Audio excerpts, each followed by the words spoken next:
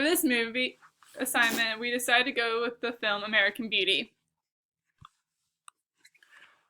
The story of American Beauty surrounds multiple mental illnesses that progress the storyline. Beginning with a seemingly normal family, the Berman family resembles an ordinary family household until the truth is revealed. As Lester Berman's wife Carolyn cheats on him and hates him, Lester's daughter Jane disregards him for any human compassion or respect. Lester lives in a depressed state until he decides to come around and quit his job after his boss searches for reasons to fire him for his unimportance. By making changes to his life to keep his spirits high, Lester gets a job at a fast food joint and begins smoking marijuana with the next-door neighbor. Lester's wife begins to worry and stress over his actions. However, after months of limited sex and Lester's wife cheating on him, Lester almost has sex with Jane's best friend, Angela. As Jane gets closer to the next-door neighbor, Ricky, who resembles traits of schizophrenia disorder, the viewers learn more about the Fitz family, an antisocial and schizophrenic mother and father with borderline personality disorder. Ricky and Jane decide to leave, not until Ricky's father, Fitz, decides to act on his homophobic urges and, when rejected, kills Lester.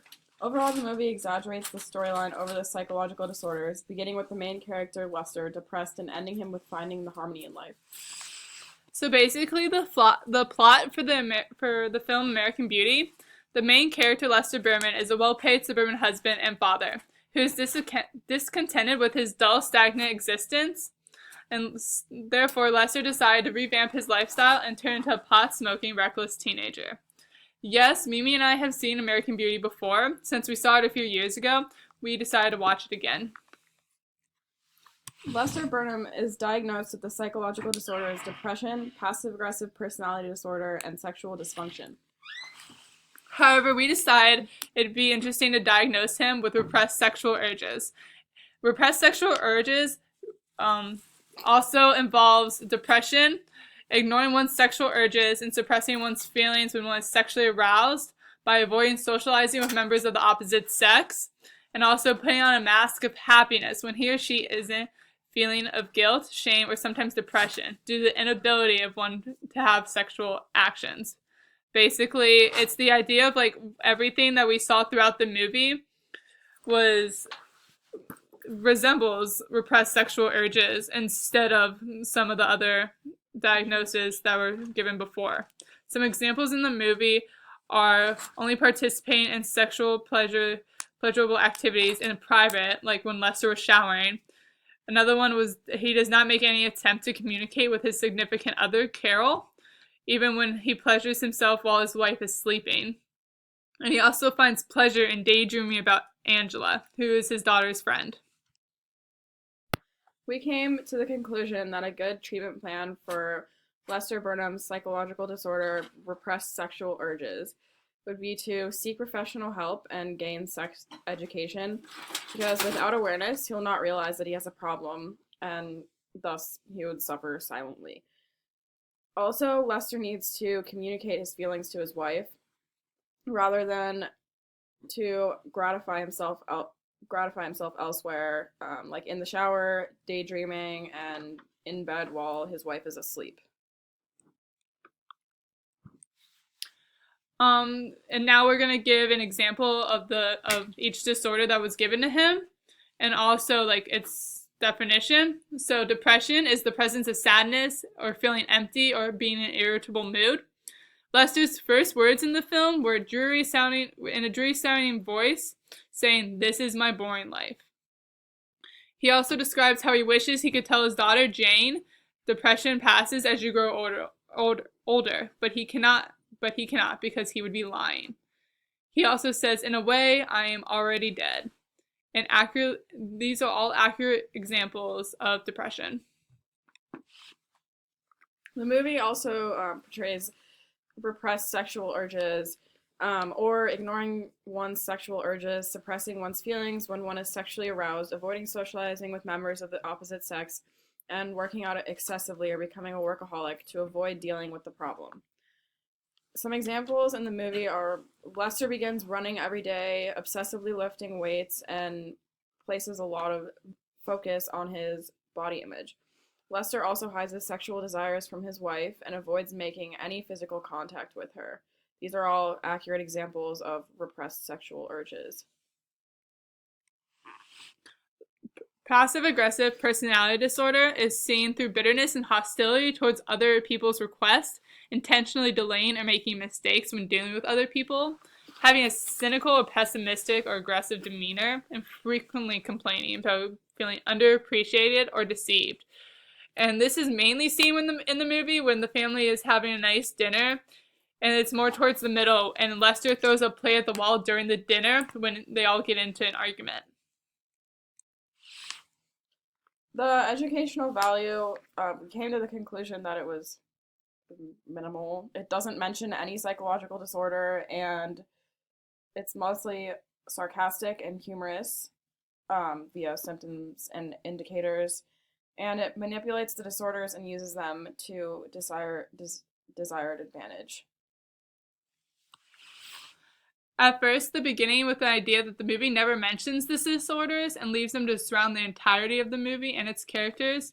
And also, they portray and display the disorders as being sarcastic and humorous, like Mimi said, and a reference to the symptoms and indicators, instead of expressing the awareness and avoiding the understanding of the movie, just manipulating the disorders for the pure entertainment.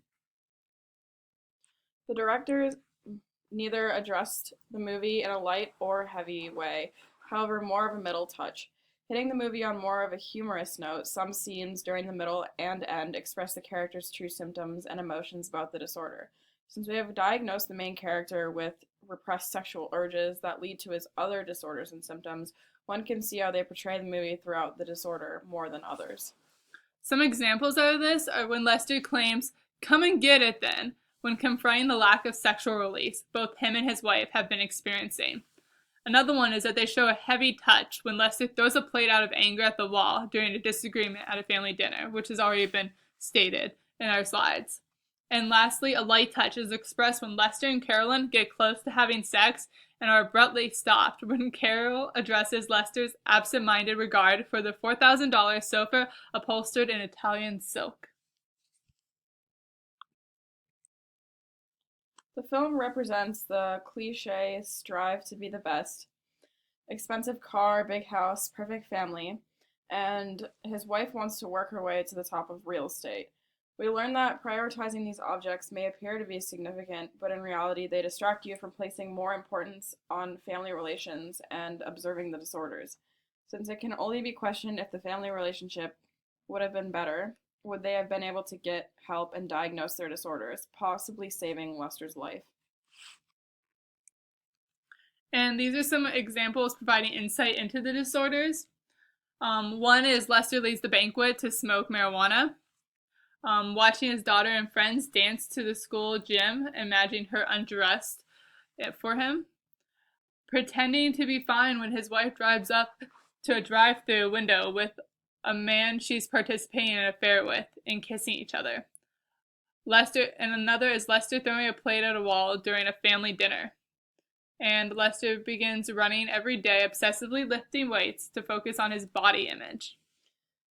Lester also hides his sexual desires from his wife and avoids making any physical contact with her. He only participates in sexually pleasurable activity in private, for example, while showering. Lester does not make any attempt to communicate with his significant other about his sexual desires, and he pleasures himself while his wife is sleeping. Lester also finds pleasure in daydreaming about Angela, his daughter's friend. Having both watched this film before, it was truly enjoyable the second time. The film keeps the viewers engaged with the humor and serious scenes embedded throughout the movie, along with the passive-aggressive and sarcastic expression of the script, which relates to the modern youth in today's culture. We would greatly recommend this film via its entertainment value and quality. However, not if desired to view for educational purposes. It can be useful as a research project for psychology majors or those invested in diagnostics of disorders, since multiple disorders and aspects of repression, coping, and denial are expressed throughout the movie. One great movie that we would recommend putting on the list would be Shutter Island. In Shutter Island, Leonardo DiCaprio's character Andrew Laudacis, or Teddy Daniels, in the film Shutter Island is in fact a crazy person.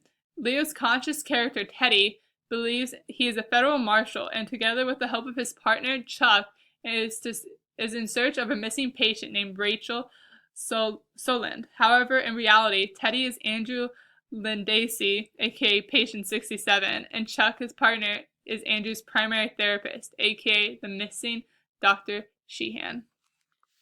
In reality, Teddy is a patient on Shutter Island. He became a patient because he went through a serious trauma.